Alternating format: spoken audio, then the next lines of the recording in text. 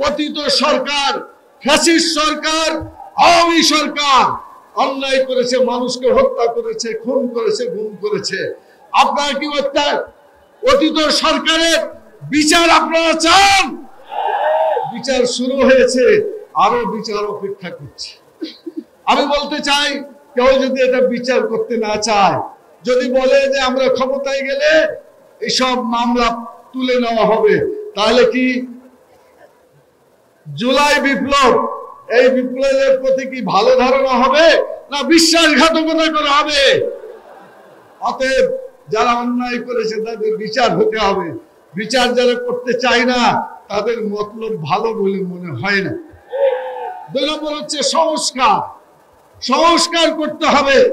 আমরা মানব রচিত মতবাদ বাংলাদেশে রাখতে চাই না, আমরা আল্লাহর বিধান অনুযায়ী সংবিধান তৈরি করতে চাই। আপনারা রাজি আছেন? অতএব সংস্কার করেই এগুলা করতে হবে। যে ইতিহাসের মাধ্যমে শেখ হাসিনা বলেছিল যে শেখ হাসিনা পালায় না, কিন্তু ভাত পাক করেও খেয়েও যেতে পারে নাই।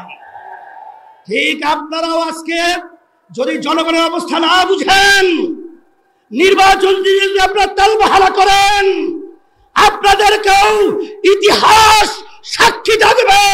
বাংলাদেশের মানুষ আপনাদেরকে সেভাবে বাংলার জমিন থেকে উৎখাত করেই যাবে।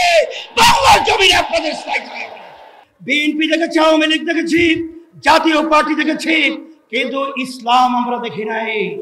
আমি সকল উদাত্ত আহ্বান জানাবো, আসেন একবারের মতো হলেও আপনার কি ইসলামের জন্য একবার যদি আপনারা আমাদেরকে, আমাদের সবাইকে যদি আপনারা বাংলাদেশের সংসদের মধ্যে আপনারা উড্ডীন করতে পারেন, আমি আপনাদেরকে পরিষ্কারভাবে বলতে পারি, এই দেশের ভিতরে আল্লাহর রহমতে আর মায়ের কোল খালি হবে না ইনশাআল্লাহ। আর চাঁদাবাজি থাকবে না, আর গুন্ডা থাকবে না, আর এরকম অবিচার এই বাংলাদেশের মধ্যে থাকবে না ইনশাআল্লাহ। আর দেশ দিন আর দিন উন্নয়ন লাভ করবে, এটাই হলো বাস্তবতা।